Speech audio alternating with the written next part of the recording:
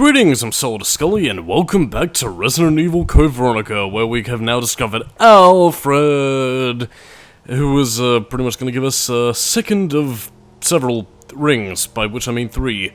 We only really need 3 of them, and we're not going to be getting Alexia's until a little while later, but speaking of, well, maiden antagonist of the evening, yeah, we're going to be learning a little bit more about her, as a specific file will pretty much dictate all of Alexia's thought processes right here and now, which is, well, I believe something that was actually expanded upon in the, Resident Evil Code Veronica, novelization by S.D. Perry, I believe. Again, I haven't read it myself, obviously, but, I don't know, like, I mean, it really seems to play on Alexia having delusions of grandeur and goddesshood. But again, basically what this explains here is that basically she really likes ants, and, well, since she just thinks it's the bee's knees to have a world made of bugs, she's pretty much going to use the T. Veronica virus on herself, and basically use that to take over the world and use it to turn everything into an ant colony. Only in Resident Evil, kids. But I mean, by that same volition, however, it is an evil plan and, you know, quite creepy if you happen to be afraid of bugs, so, yeah, naturally, we have to stop her and save the world.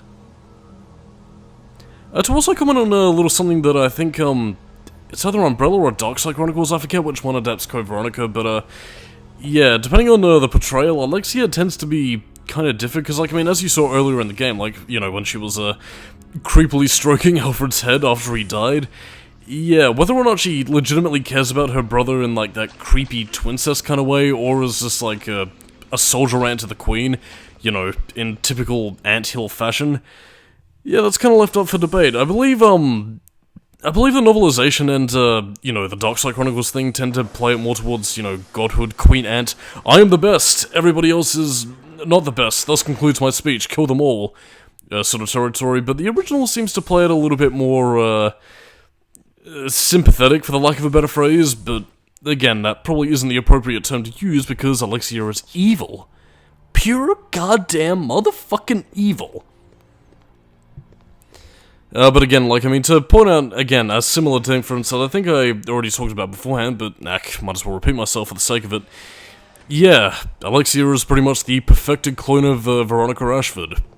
Again, you learn this in a later document, right towards the end of the game, actually, which, in terms of pacing, in terms of, like, story or whatever, comes too little too late, but, again, it does kind of explain why, you know, Alexia is as talented as she is, and, you know, why she inherited so many of Veronica's traits, whereas the Ashford males tended to kind of get screwed over in that aspect. Like, I mean, they were intelligent, they clearly had the fortune, the power and respect, but they just sucked, and therefore should have died. As Alfred did, and then Alexander, thanks to Claire, and then Edward, albeit unceremoniously, and had he lived, he probably would have made the Ashford family, just as profitable, if not more, because, shock of all shocks, actually being nice gets you somewhere in life. What a twist! Tee-hee, ha-hodl, ha-da-ha-da-ha-da-ha-da-ha-da-ha. But, I mean, in any case, at this point I pretty much completely finished the game in terms of recording shit, so, yeah, I'm pretty pumped up to get this commentary wrapped up in a likewise fashion. But again, that does also require pretty much going into the mansion itself, and, well, finally taking on the Red Hunter that has been haunting my dreams. And not that's summoned by the fucking bullshit security camera, which Wesker apparently had time to set up and is still hanging around, even though he had no conceivable way of showing up until he did, because God forbid we let a popular bad guy rest. In fact, I honest to God have to wonder what exactly prompted the developers to bring Wesker back. I mean, given his Matrix powers and everything, I can kind of assume that maybe it was out of, like, oh, he's a guy from the first one, he wears sunglasses and has a rivalry with some of the characters, so bad guy? I really don't know. It's kind of odd that they decided to bring back Wesker of all people for future games, or at least up until Resident Evil 5, but I don't know. It is what it is, I guess, and he's here to stay. Hold me down. Well, actually, that does actually kind of bring me to another point, actually. Again, still Resident Evil related, obviously, but yeah, the Resident Evil TV series that they were talking about, one that I apparently plan to be a sexy show for teens, that apparently, like, follows the daughters of Wesker, or something. I forgot what the names of them were. It was like Billy and, I forgot the other girl's name, but basically the Wesker twins who live in Raccoon City and have to, like, unfold, like, a zombie conspiracy theory in, like, the 2030s or something. Because I suppose, like, in terms of real-world logic, they want it to be far enough away from, like, present-day Earth / the COVID apocalypse that has affected the real world. Yes, indeed, truly, we are living in Resident Evil. Bam. But I mean, on a less grave note, I don't know. It seems a little bit odd, but hey, the Capcom is really franchising Resident Evil a lot more, at least in the West, than they have done for some other places, because I could say, like, up until the last couple of years, Capcom, in terms of Resident Evil, have really been sort of Japan exclusive, which, I mean, again, I guess makes sense, because this is the de facto horror series that, at least in regards to AAA gaming, has been a mainstay for many, many years, especially in Japan, with the amount of different sorts of chains that Capcom have franchised this, well, franchise. I mean, I'll say this much, the fact that Japan has a Resident Evil restaurant is, well, again, the degree of power that this series holds in terms of a household name. But I mean, anyway, it's, forgot my original tangent. But yeah, but now that you have the lighter, you can light the fuse and, claim your reward. Though the reward itself isn't very much worth it because, well, just take a look at what you're getting here. Handgun bullets! My favorite! Well, I mean, again, they are useful for taking out the regular enemy fodder, but at the same time, though, at this point in the game, you're pretty much looking more for shotgun shells and, you know, more powerful ammunition, but again, as I said, if you screwed yourself out of the more powerful ammo and tried to use it during, more intense situations, again, it gives you pretty much handgun bullets as the answer, and I suppose in some way it does sort of penalize the player for not being careful with a more powerful ammo, but then again, you wouldn't really know when to use it until a later playthrough, and I guess that's a criticism that you could probably attribute to a lot of Resident Evil games, you know, during the classic era, but at the same time, though, it's, I don't know, take it or leave it, I guess. I mean, as I mentioned previously, like, Code Veronica is a little bit more, punishing on the player if they do tend to screw up, but by that same volition, however, I don't know. It's just one of those things that makes Code Veronica a little bit higher in terms of its barrier to entry for a lot of people, and, well, again, I wouldn't really blame people if they found it's designed to be a little bit too, well, you know, too high. But again, as you saw there with the fire extinguisher shit, yeah, this is pretty much why you collect the fire extinguisher, because again, without it, you wouldn't get the Magnum, and, well, you'd pretty much be screwed, dude. Also, the Redback Hunter, which can poison you, which is fucking bullshit. Although you can pretty much get out if you want to, so, yeah, make liberal use of your handgun bullets. It is actually quite useful, and especially for an upcoming battle with, a major boss enemy. Again, 6 shots of that, and, she goes down like a whore.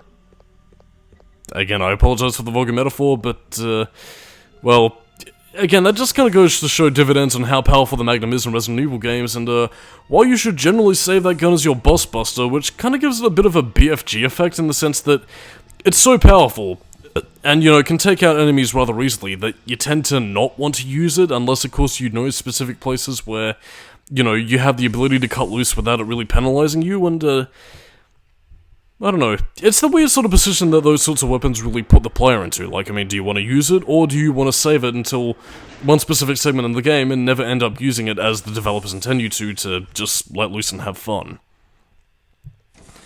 I suppose maybe if the game had like an unlimited ammo function or something, or like a super easy mode, which, I mean, the Japanese version does, if you happen to be one of the few lucky souls that owns Resident Evil Code Veronica Kanzenban, I believe is what the Japanese name is called. But, yeah, for everybody else in the West, you're pretty much stuck with what you got, so fuck it. But in the meantime, though, before we get to cutscenes ahoy, there is actually a little bit of trivia I wanted to point out. No, that's boss trivia. Yeah, but Chris Redfield's mocap actor, again, some of you might have noticed if you happen to be really big into your Devil May Cry fandom, but, yeah, Chris Redfield's mocap actor was actually Ruben Langdon, who, for those of you who aren't in the know, was pretty much the motion capture and voice actor for Dante in Devil May Cry 3, and pretty much the entire series almost for that point, save for the reboot. And again, it is incredibly noticeable when you look at Chris's face here, because again, turn his hair white and, you know, paint his eyebrows a little bit, and you've pretty much got Dante's face right there. Like, I mean, Dante after a bit of a haircut, and that's... I don't know. Like, I mean, all respect to Ruben Langdon for getting himself in with Capcom and, you know, building up that reputation, but... God, it's really difficult to see Chris Redfield like this, because he's like the lost third son of Sparta. Chris Redfield, in fact, maybe that explains why he could punch boulders in Resident Evil 5. It wasn't because of steroids or drug abuse, it was because he has devil powers within him. Fanfictions ahoy, dudes! There are so many possibilities!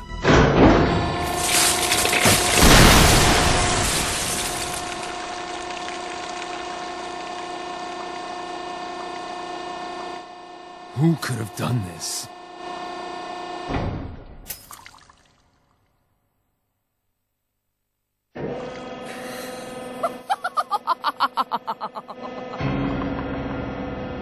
Alexia? That is how I dispose of insignificant bugs. Said the spider to the fly. How do you wish to die?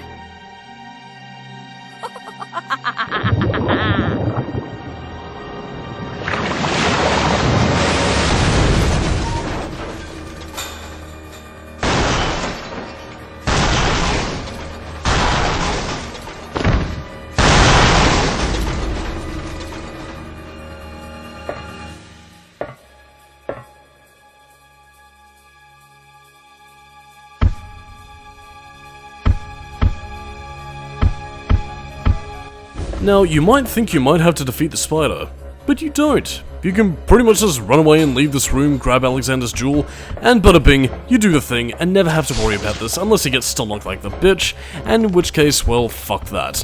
Also, by the way, this is my second take of this commentary, because my editor, like a charming fucking fellow that it is, decided to glitch out and say, yeah, you know what, kinda don't want you to finish this commentary, so, fuck you!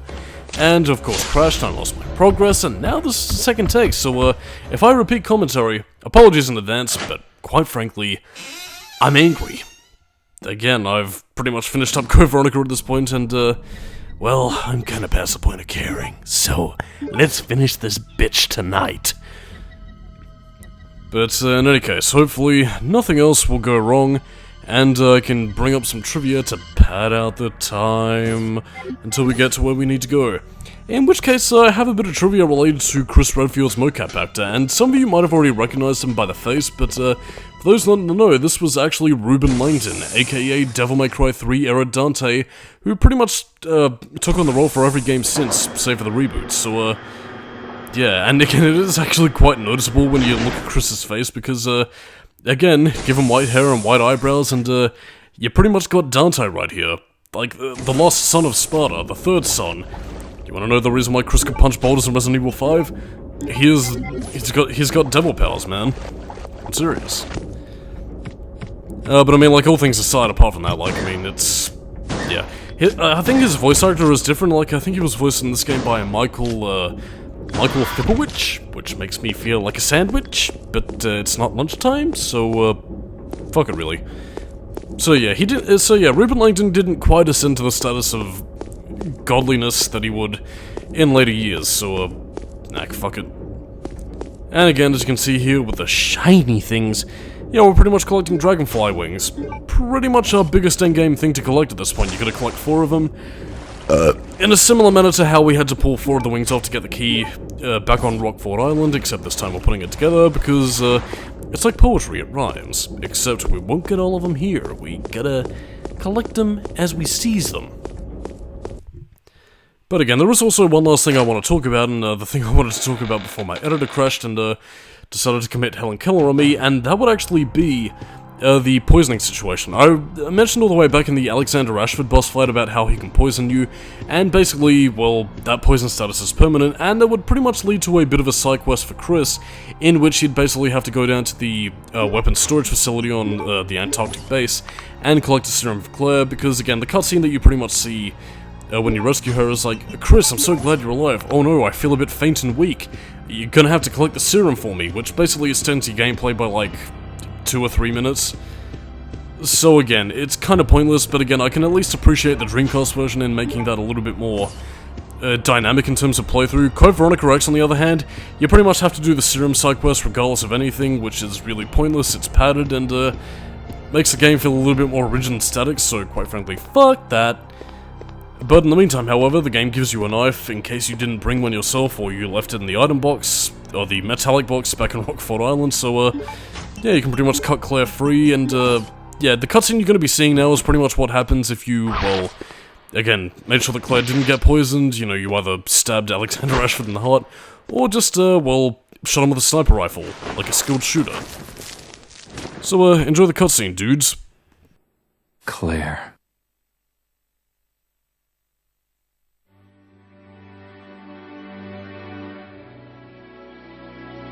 Chris! I missed you so much. I know. But we have to get out of here. Not yet. We have to find Steve. Who's Steve? He's a boy who escaped from that island with me. But then a monster attacked us and we got separated. So that means Steve is still somewhere in this base? I'm sure of it.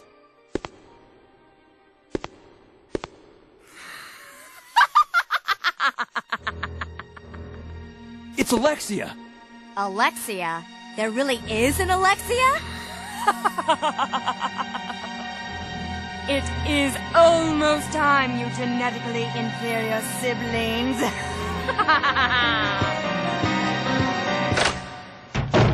After her!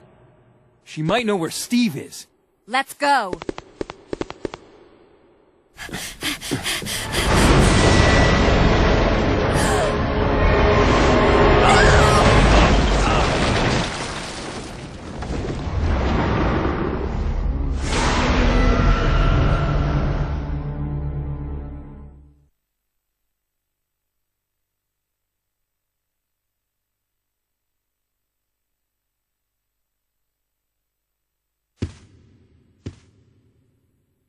Chris! No!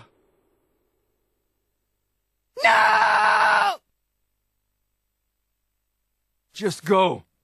I'll be fine. But Chris... You've got to save Steve. Go!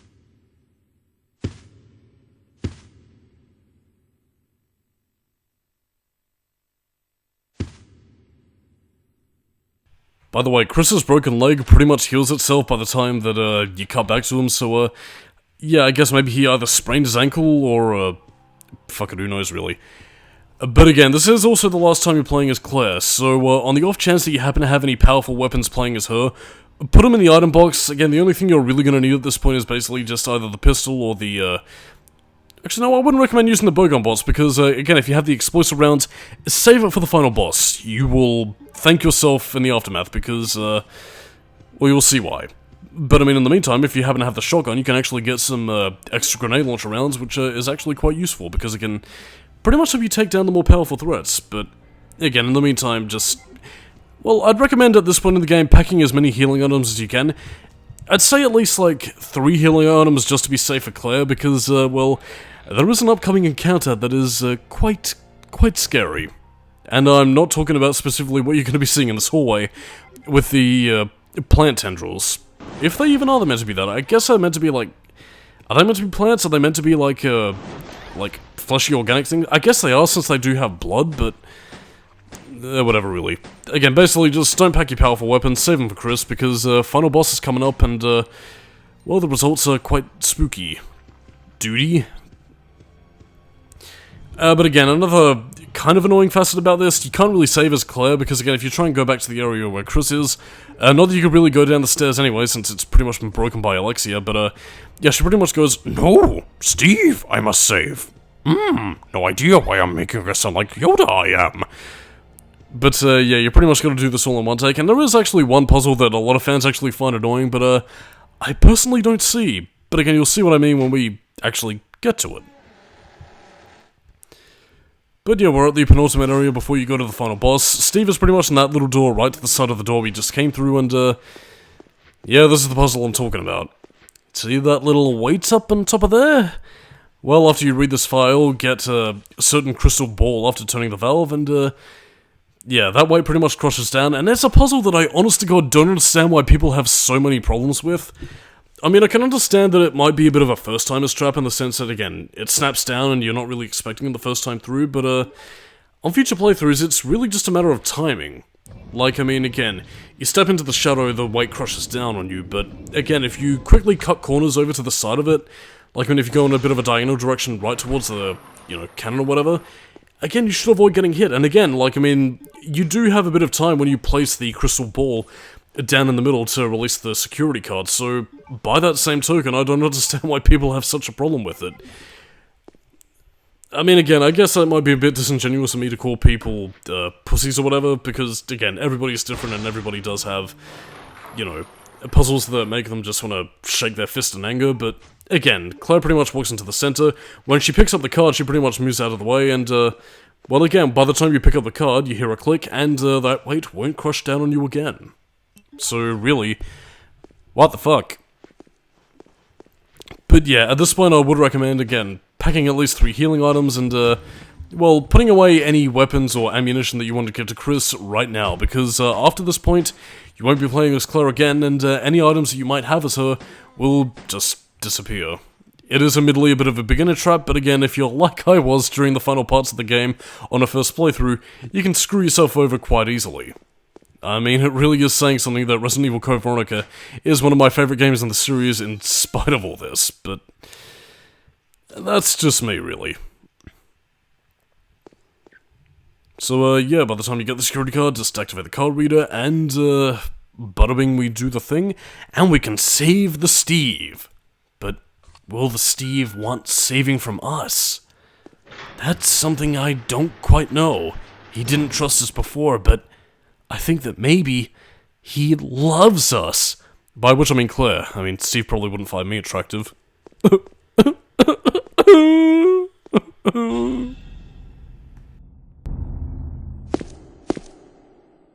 Steve? Oh, Claire.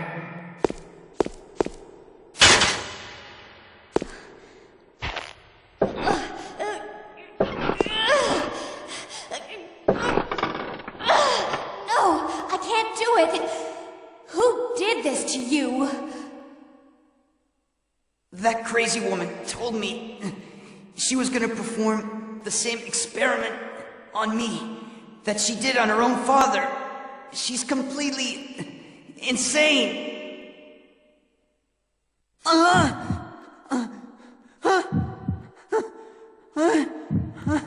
What's wrong?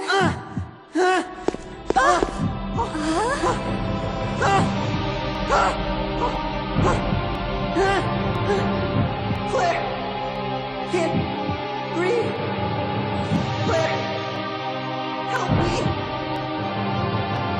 Claire!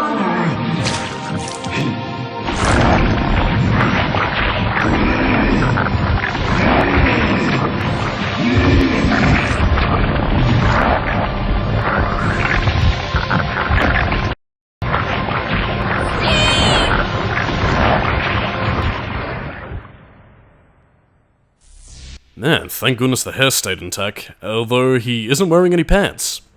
That's as sexy or as spooky as you make it out to be. By the way, I want to point out a discrepancy, because unless this happens to be a bug specific to the Code Veronica X version of the game, yeah, apparently there's a bug where, again, when you're fighting against mutated out Steve, which you pretty much have to run away for, you can pretty much pause and unpause the game to reset his animations and therefore make it easier to escape. But this doesn't happen in the Dreamcast version. I tested this out on a more recent playthrough and doesn't work. So, bullshit. Again, he hits pretty hard. Again, 2 hits and you're pretty much dead. Use healing items, run as fast as you can, and quite frankly, God, just hope to God you survive. It's a bit of a crapshoot, and again, if you die, you're going all the way back to the beginning before the Claire segment.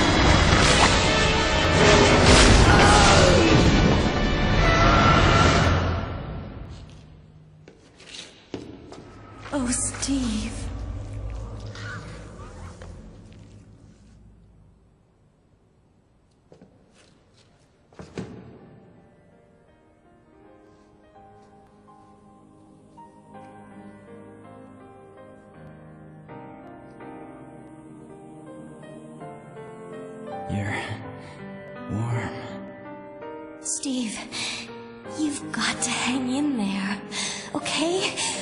My brother's come to save us. We're getting out of here.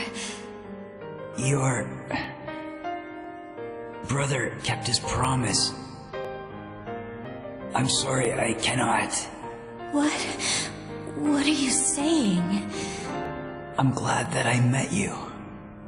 I love you, Claire.